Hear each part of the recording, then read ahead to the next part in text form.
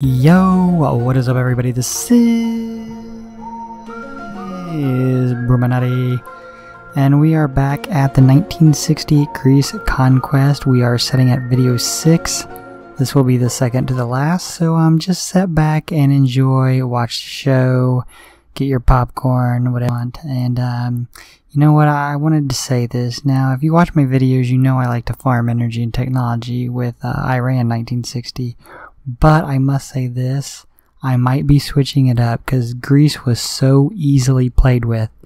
It went faster and it just seemed a lot easier. So forget what I said in previous videos. If you're wanting to farm energy and technology, roll with Greece. With that being said, let's hop on in there and kick some ass. Alright, looks like we're starting out at 52, continuing our push through the old USSR. Man, I miss the old days, kind of the old USSR. There was something fascinating about it, you know. I remember back as a kid, there's just something intimidating about, you know, the Red Army.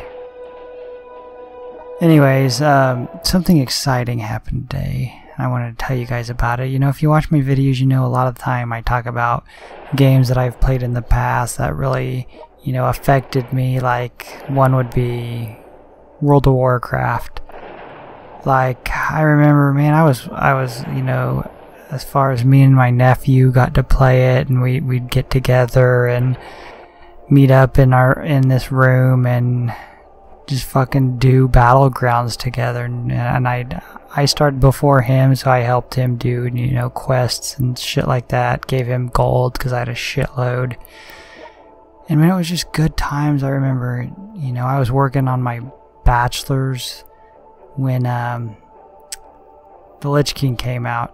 I mean, my first day working on my bachelor's was the Lich King came out. I guess the night it was released at 12:01 a.m. the night of my first day of school, and I was up all fucking night playing Lich King. Even though I didn't like Lich King, I thought it was the beginning of the end for World of Warcraft.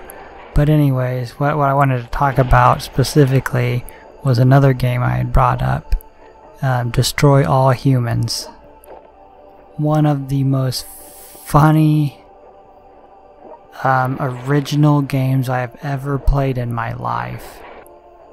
In fact, when I think about it, I'm just like, you know what, I'm gonna go out, I'm gonna buy an old PS2, I'm gonna get on Amazon, I'm gonna order this game, and I'm gonna play it.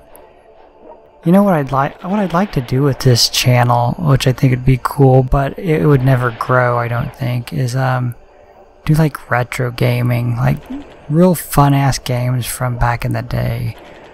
But it's just like, man, nobody's gonna watch that shit. I mean, there might be some people, especially Destroy All Humans. That game's hilarious. Like one of the guys is called Arkvoodle, and he's the head of the Sacred Crotch. It's just funny shit like that. I talked about the anal probe gun, that it goes up the people's butt and then it like explodes their spine and head out of the top of them. But what I was saying about it was that it basically, after Destroy All Humans 2, the next one went to Nintendo, and I let you guys know what I thought about that. Like, games go to Nintendo to die. Unless it's Mario or anything to do with Mario. If it wasn't on Nintendo and it goes to Nintendo, it goes there to fucking die. And sure enough, THQ, which was the makers of that game, went belly up. And they had to auction off all their software, you know, all their software rights. Well, it turns out that this company called what the hell was it? Nordic Games ended up buying the Destroy All Humans franchise back in 2013. THQ had a big auction and different companies bid on this. Well, Nordic Games bought it, and obviously, you know, you're not going to buy a franchise unless you plan on doing something with it.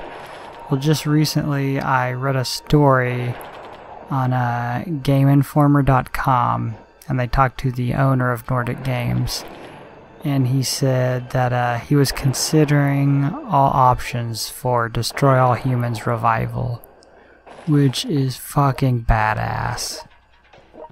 I mean, I think that would make me happier than like a retro, like throwback World of Warcraft game. Destroy All Humans coming back out would be like, oh my god. And it reminds you of, well, of me, of happy times like with my other nephew, and we would sit around and play this game and just laugh our asses off. Because it was the funniest game I'd ever played. It really was. The shit that they said and the shit that they did on that game was hilarious. It was so well written. It was just, everything about it was original. But yeah, it's funny how games affect you like that. Like you know how certain smells, if you smell something, it'll take you back in time. It's kind of like that with games even. Like when you see a gameplay, or like, you know, something like an Alien, it takes me back to Destroy All Humans, and like, you know, just a happier time. But anyways, yeah, I can't wait for that. Destroy All Humans 2 was so funny. It was set back in 1969.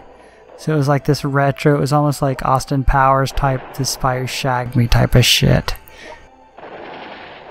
So if you got a few extra bucks, I don't even know what PS2s go for anymore, to be honest with you. I was looking at Amazon, and they were like 50 to 60, but I swear I've seen them at local game shops for like 30. But I'm honestly thinking about getting it because I never even played the first one. And I hope I don't get let down, because the second one was so great. I know I heard reviews on the next one that was on Nintendo. It's like Destroy All Humans Path to Furon, which was like their home planet or something, I think. But yeah, I heard it really sucked. So I'll probably skip that. But man, I just can't wait for that. And oh, another badass thing that happened today. So, Greece was playing Australia. Mananias kicked a 60-meter long goal. I mean, it was so insane of a goal. It's like stuff that would happen on a playground.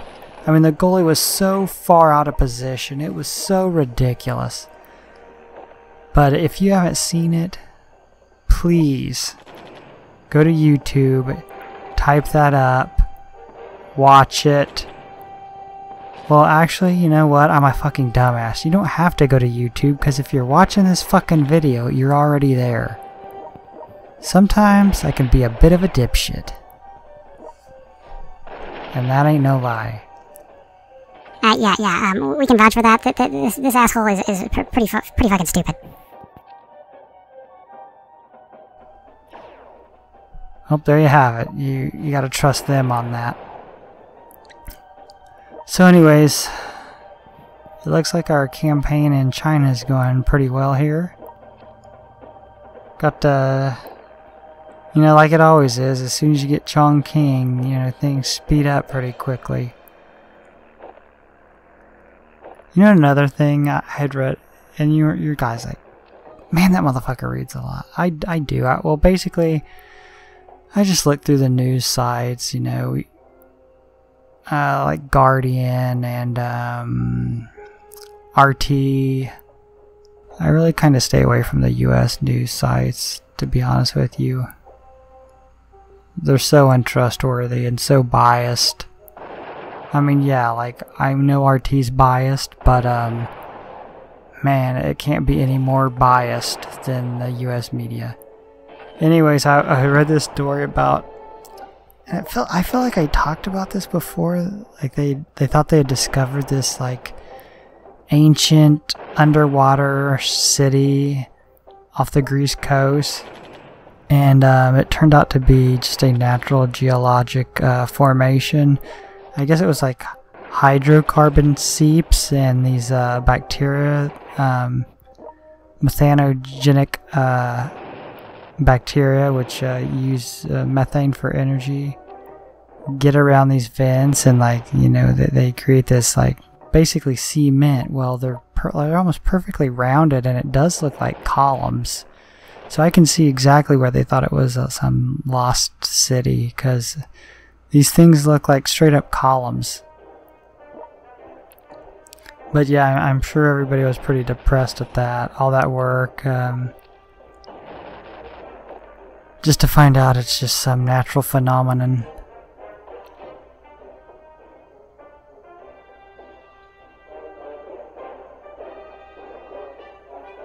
What's going on here? Like, why did that take so long? I didn't know if it had froze or what the hell was going on.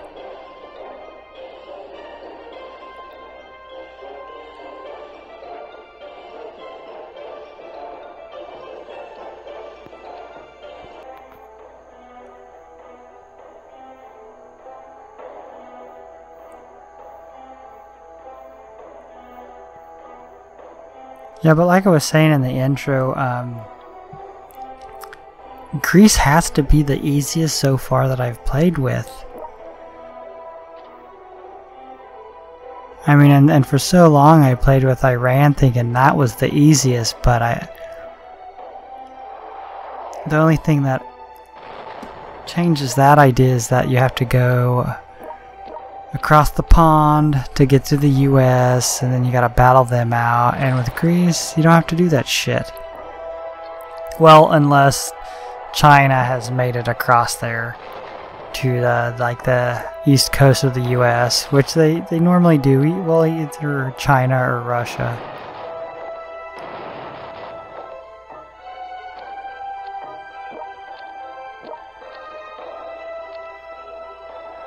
This is the happy times, you know, like the old World War II Wolfpack days, and they called it the happy times before they had like the patrols that went along with the merchant shipping, and they called it the happy times because they were pretty much just out there sinking ships with no regard for like having to anticipate a destroyer or something. It was just wide open.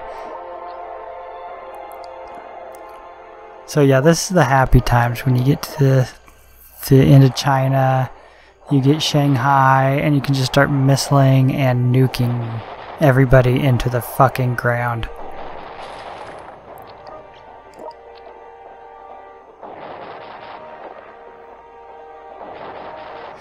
So I hate to do this, but my Alien Conquest videos have been like damn popular, and I really hate to play another Alien Conquest, but I think I'm going to have to. I'm just not sure like what country I'm going to play with yet, but yeah, look for that. I know I haven't even finished the other series yet. I mean, the game's done. No spoilers alerts, but I think you know what's going to happen. But I don't want to spoil it for you. But I just haven't made all the videos yet. But if you have any suggestions on a country I should play with for the Alien Conquest series, let me know and I will get on that. Well guys, that does it for yet another video. We got one more coming in this 1960s Greece Conquest, and then we will call it good. Then we'll move on to bigger, better, greener pastures. But anyways, hey, if you like this content, be sure to slap that shit out of like and subscribe, and I think I'm going to end it here, short and sweet. Peace.